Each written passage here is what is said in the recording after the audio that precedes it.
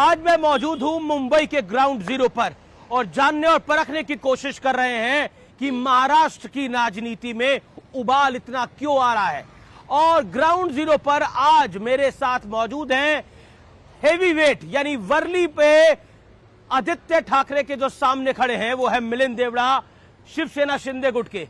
मिलिंद जी, 27 साल की उम्र में आपने अपना पहला चुनाव लड़ा, ये कैसे सूझी कि अब आदित्य ठाकरे के सामने खड़ा हुआ जाएगा? देखिए, मैं 27 बरस, आपने बिल्कुल सही कहा, मैं 27 बरस का था जब मैं पहली बार लोकसभा चुनाव लड़ा।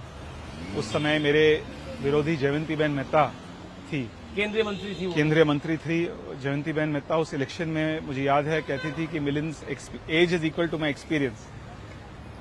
हर चुनौती, हर इलेक्शन इम्पोर्टेंट रहता है और हर इलेक्शन में हमें व्यक्तिगत रूप से बैटल नहीं करना चाहिए, मुद्दों के आधार पर हमें लड़ना चाहिए। और मेरे स्वर्गीय पिताजी मुरली भाई देवरा, मेरी राजनीति हमेशा पॉजिटिव, सकारात्मक राजनीति पर आधारित रही है। वर्ली का जो चुनाव है ये बहुत महत्वपूर्ण चुनाव इसलिए है, सिर्फ वर्ली तक सीमित नहीं है जी, लेकिन मुंबई, महाराष्ट्र जी, मैं मानता हूं कि राष्ट्रीय चुनाव भी, लोकसभा के चुनाव भी लोकल चुनाव होते हैं और लोकल चुनाव भी राष्ट्रीय चुनाव होते हैं। तो यदि हमें भारत को मजबूत करना है तो हमें महाराष्ट्र को मजबूत करना होगा। यदि हमें महाराष्ट्र को मजबूत करना होगा, मुंबई और मुंबई मेट्रोपॉलिटन रीजन को हमें अधिक मजबूत करना होगा। लेकिन एक इंटरेस्टिंग है इस चुनाव के अंदर कि ये जो इस चुनाव के अंदर दो गुट बने हुए हैं, यानी शिवसेना के 2 गुट हैं, एनसीपी के 2 गुट हैं। तो क्या ऐसी स्थिति आपको क्या लगती है? क्या आपको लगता है ये महाराष्ट्र के इतिहास में ऐसा पहला चुनाव होने जा रहा है, तो इसलिए किसी को कुछ पता नहीं है कि क्या हो जाएगा, ऊंट किस कर पर बैठ जाएगा? नहीं, मुझे लग रहा है कि लोगों को एक बात पता है कि हाँ, बहुत सारे पार्टियां हैं। ये 2019 में जो महाराष्ट्र में एक प्रकार से एक राजनीतिक डिस्रप्शन हुई, शिवसेना और कांग्रेस साथ में आना, कोई सोच ही नहीं सकता। इसके बाद बहुत सारे राजनीतिक डिस्रप्शन हुए महाराष्ट्र में। आज 6 बड़े पार्टियां हैं महाराष्ट्र में, लेकिन मुझे यकीन है कि इस चुनाव में महाराष्ट्र की राजनीति पूरी तरह से हमेशा के लिए सेटल हो जाएगी और महाराष्ट्र की जनता जो है, मुंबई की जनता, वे चाहते हैं कि मुंबई, महाराष्ट्र आगे बढ़े। जो विकास हुआ है पिछले 2 सालों में, जिस प्रकार से शिंदे साहब के नेतृत्व में, देवेंद्र जी के नेतृत्व में, अजीत दादा के नेतृत्व में काम हुआ है हर क्षेत्र में। लेकिन विकास की बात नहीं हो रही। आप देखिए, अभी नोमानी साहब ने ऐलान कर दिया कि उनका खुला समर्थन एमवीए को है, यानी मुस्लिम समाज जो है वो एमवीए के साथ जाए, अघाड़ी के साथ जाए, हर हाल में उनको जिताना है। 269 कैंडिडेट हैं, उनको जिताना है। हर इलेक्शन में अलग अलग मुद्दों पर लोग चुनाव लड़ते हैं। मैं हमेशा विकास के आधार पर चुनाव लड़ता हूं। मेरा मानना है और मेरा दृढ़ विचार है कि पिछले कई सालों में महायुति सरकार की वजह से और केंद्र सरकार और महाराष्ट्र गवर्नमेंट की एक प्रकार से जो समन्वय है, उस कोऑर्डिनेशन की वजह से बहुत काम हो रहा है और हो चुका है मुंबई में और महाराष्ट्र में। इंफ्रास्ट्रक्चर का जो निर्माण हुआ है, का ऐलान है, इसको आप कैसे देखते हैं, जिसने बोला अघाड़ी के पक्ष में आप वोट करिए? ये देखिए, इन मुद्दों के आधार पे मैं इन मुद्दों में नहीं जाता हूं। अमिश भाई, आप मुझे कई सालों से जानते हो, मैं हमेशा सकारात्मक। लेकिन चुनाव जा रहा है पूरा वो ठीक है, नहीं, मैं नहीं मानता हूं कि चुनाव, बटेंगे कटेंगे, मैं नहीं मानता हूं चुनाव इन मुद्दों के आधार पे चुनाव होने वाली है। मैं मानता हूं कि चुनाव, महाराष्ट्र का चुनाव डेवलपमेंट पे होगी, चाहे ग्रामीण क्षेत्र में नहीं है, चाहे ग्रामीण क्षेत्र की डेवलपमेंट हो, शहरी इलाकों में जो डेवलपमेंट हुआ है। ये मुद्दे हैं, लेकिन ये भी तो मुद्दे आप ही के लोगों के हैं, जिसके अंदर बटेंगे कटेंगे हैं। प्रधानमंत्री ने बोला एक है तो सेफ है। देखिए, मैं इतना ही कह सकता हूं, जहां तक आप मुझे थोड़ा सामाजिक मुद्दों के और आप थोड़ा खींच रहे हो जी, मैं यही कहूंगा कि जो लोग जाति, धर्म, इन चीजों के आधार पर वोट मांगते हैं जी, उनको 100% सबक सिखाना चाहिए। और जो मैं मानता हूं कि आज, फॉर एग्जाम्पल, मैं इतना ही कह सकता हूं कि बचपन से मैंने कांग्रेस पार्टी को देखा है। कांग्रेस पार्टी एक एंटी कास्टिस्ट पार्टी हुआ करती थी। कांग्रेस पार्टी जातिवाद राजनीति के खिलाफ लड़ती थी और आज वही कांग्रेस पार्टी, अफसोस की बात है जी, कि जाति के आधार पर भारतवासियों को बांटने की कोशिश कर रही है। आइए बैठ के बात करते हैं।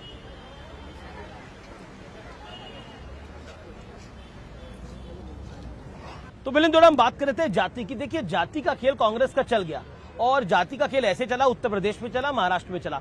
तो ऐसा लग रहा है कि आरक्षण की बात करके एक प्रोपेगेंडा चलाया गया एनडीए के खिलाफ कि अगर मोदी दोबारा तीसरी बार आएंगे तो आरक्षण को समाप्त कर देंगे, संविधान को बदल देंगे। और वो प्रोपेगेंडा मध्य प्रदेश में नहीं चला, वो प्रोपेगेंडा गुजरात में नहीं चला, लेकिन वो एजेंडा प्रोपेगेंडा यूपी में चला और कुछ हद तक महाराष्ट्र में भी चल गया। तो जाति पे रिजल्ट मिल रहा है विपक्ष को, लोकसभा अघाड़ी को या इंडिया ब्लॉक को। लोकसभा के चुनाव में एक ये बात सच है कि ऑपोजिशन पार्टियां ने एक फेक नैरेटिव चलाने की कोशिश की। उन्होंने कहा मोदी जी यदि देश के प्रधानमंत्री बनेंगे तो संविधान खतरे में है, भारत का लोकतंत्र कमजोर होगा, कभी इलेक्शन नहीं होगा। ये फेक नैरेटिव को हरियाणा के विधानसभा चुनाव में पूरी तरह से हमेशा के लिए बस्ट किया गया। लेकिन अभी भी डर फैलाया जा रहा है कि युति की सरकार आएगी, शिंदे फडणवीस आएंगे तो मुसलमानों को दिक्कत होगी। आज आप मुझे एक बात बताइए, जो लोग लोकतंत्र के बारे में बात कर रहे हैं, मैंने इस क्षेत्र के विद्यमान एमएलए आदित्य ठाकरे जी, उनको मैंने आह्वान दिया, चैलेंज दिया, चुनौती दिया कि आइए आप ओपन डिबेट कीजिए। अमेश भाई, आपको यदि मॉडरेट करना है आप मॉडरेट कीजिए। नहीं, मैं बहुत मॉडरेट करने में। वर्ली के बारे में, मुंबई के बारे में, महाराष्ट्र के बारे में आप तय कीजिए, कहीं जहां भी करना है आपको। मुंबई के बारे में, वर्ली के बारे में, महाराष्ट्र के बारे में, उनकी क्या विजन है, हमारी क्या विजन है, उनकी सरकार ने क्या की, हमारी सरकार क्या की, हम आगे क्या करना चाहते हैं। उन्होंने स्वयं कहा कि लोकसभा चुनाव के दौरान, इस लोकसभा चुनाव के दौरान, कि जो उम्मीदवार डिबेट करने से डरते हैं उन्हें कोई पॉलिटिकल पब्लिक फोरम में बैठने की कोई अधिकार नहीं है। आज वही लोग जो लोकतंत्र खतरे में है, लोकतांत्रिक डिबेट से भाग रहे हैं। आप बात भी तो आदित्य ठाकरे की कर रहे हैं, वो उद्धव ठाकरे के बेटे हैं। तो क्या हुआ, वे उम्मीदवार है, वे यहाँ चुनाव लड़ रहे हैं, एमएलए, तो क्या हुआ। मैं किसी का बेटा हूँ, हर एक व्यक्ति किसी के बेटे हैं, लेकिन पार्टी सुप्रीमो के बेटे हैं, तो उस लिहाज से भी हो जाता है ना थोड़ा। तो क्या हुआ उसमें, यहाँ से कैंडिडेट है, मेरे पास लोग हैं डिबेट करने के। यहाँ कैंडिडेट है, आदित्य ठाकरे यहाँ से कैंडिडेट है। उन्होंने इस क्षेत्र के लोगों को 5 साल पहले, शिवसेना का एमएलए, यानी 5 साल पहले उन्होंने यहाँ के लोगों को एक A++ वर्ली का वादा दिया। लोग जवाब मांग रहे हैं कि आप हमें बताइए कि आपने क्या किया, आप क्या करना चाहते हैं। आप यदि जनता के सामने अपने जो विरोधी कैंडिडेट्स हैं उनको आप फेस करने को तैयार नहीं है।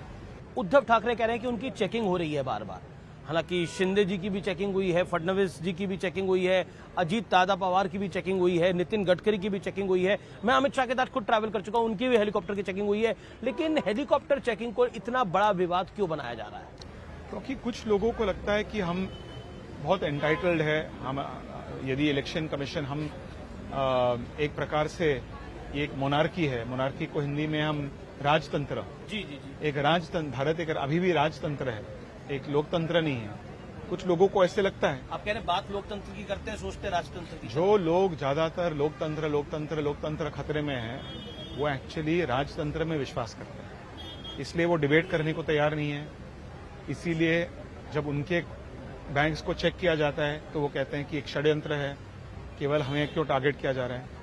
ये कोई बड़ी बात नहीं है। मैं आपको बता दूं, मेरा बैग खोल रहे हो, मैं कल तुम्हें खोल दूंगा। मैं आपको बता दूं, मेरे पिछले इलेक्शन में 2019 के इलेक्शन, मेरे ऊपर यही लोगों ने केसेस दर्ज की, एकदम फ्रिवलेस केस। हमने ये नहीं कहा कि मैं मिलिंद देवरा हूं, मैं मुरली भाई का बेटा हूं, आप मेरे खिलाफ कैसे। ऐसे जो एंटाइटलमेंट की भावना है, ये लोकतंत्र में आपकी गाड़ी भी चेक हुई होगी? वो अभी तक हुई नहीं है, लेकिन होगी तो आई हैव नो प्रॉब्लम, कृपया चेक कीजिए। आपको मैक्सिमम वहां थोड़ा जूस मिलेगा, हाँ, जो गर्मी के समय हम पीते हैं, बस इसके अलावा। बट चेक करना चाहिए, क्यों नहीं चेक करना चाहिए। देखिए, मैं आपको एक बात बता दूं, जो थोड़ा मैं ऊपर राजनीति से ऊपर उठ करके हूं। 2004 में देश में सबसे पहला चुनाव हुआ, जिसमें, और मेरे लिए फर्स्ट चुनाव था, जहां एक उम्मीदवार की criminal record, educational qualifications, asset liabilities उन्हें जनता के सामने प्रस्तुत करना पड़ा। ये अच्छी चीज है। जब हमारे इलेक्शन कमीशन के पास अधिक ताकत है, वे इंडिपेंडेंटली काम कर रहे हैं, तो एक अच्छी बात है। क्या आपको लगता है कि युति की सरकार आएगी तो एकनाथ शिंदे ही मुख्यमंत्री होंगे? मुझे लग रहा है कि शिंदे साहब के नेतृत्व में हम चुनाव लड़ रहे हैं और इनकी फेस को हम प्रोजेक्ट कर रहे हैं सीएम, हर विज्ञापन में, हर एड में, हर भाषण में।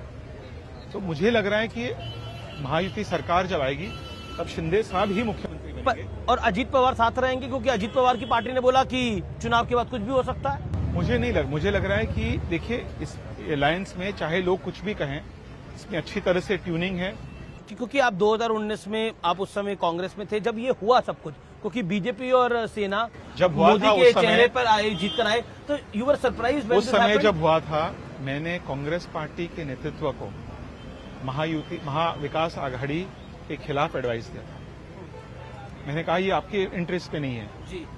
जनता ने तय किया कि कांग्रेस पार्टी को ऑपोजिशन में बैठना चाहिए। आप जनता के मैंडेट को रिस्पेक्ट कीजिए, जनता की बहुमत को रिस्पेक्ट कीजिए। मैंने, आप यकीन नहीं करोगे, मैंने आदित्य ठाकरे को भी कहा कि तुम्हारे हित में नहीं है, तुम भी जनता की मैंडेट को एक्सेप्ट कीजिए। मैंने उस समय 2019 में उनको कहा। उस समय क्या था, वो लोग सत्ता की मतलब लालच थी कि हमें मुख्यमंत्री कुर्सी चाहिए, किसी भी हालत में हम कुछ भी करने को तैयार है, समझौता करने को तैयार है, इसलिए उन्होंने किया। इसकी वजह से देखिए आज क्या क्या हुआ है महाराष्ट्र में। अभी नाना पटोले कांग्रेस के हित में बात कर रहे थे, तो नाना पटोले निपट गए, मतलब इन द सेंस उनको उस कमेटी से हटा दिया गया। वो एक अलग चीज है, लेकिन आज कांग्रेस पार्टी में खास करके उद्धव ठाकरे जी के बारे में और इस युति के बारे में, महाविकास आघाड़ी के बारे में उनकी क्या राय है मैं अच्छी तरह से जानता हूँ। क्या राय है? मैं मीडिया में के माध्यम से मैं नहीं डिस्क्लोज करना चाहूंगा। एक दिन अच्छी है, एक दिन थोड़ा सा एक बुजुर्ग होने के बाद मैं जब पुस्तक में एक मेमोर्स लिखूंगा, उस समय मैं सब कुछ डिस्क्लोज करूंगा। तो काफी लंबा में इंतजार करना पड़ेगा, अभी तो क्वाइट है। हाँ, थैंक यू। आखिरी सवाल मेरा आपसे रहेगा, इस पूरे इलेक्शन के अंदर आप कितनी सीट्स देखते हैं यूती की? मैं कंफर्टेबल, यूती को एक कंफर्टेबल मेजोरिटी मिलेगी, इस पर मुझे पूरा कॉन्फिडेंस जी। और आखिरी 3 सवाल रैपिड फायर राउंड में, वोट जिहाद मुद्दा है इस चुनाव में, जो देवेंद्र फडणवीस कहते हैं? हो सकता है, लेकिन इससे बड़ा मुद्दा होगा विकास, डेवलपमेंट, लाडकी बहन योजना। बटेंगे तो कटेंगे मुद्दा है आपकी राय में? जो लोग जाति के आधार पर लोगों में भेदभाव करना चाहते हैं, दरार पैदा करना चाहते हैं, मुझे यकीन है कि उनको हराया जाएगा।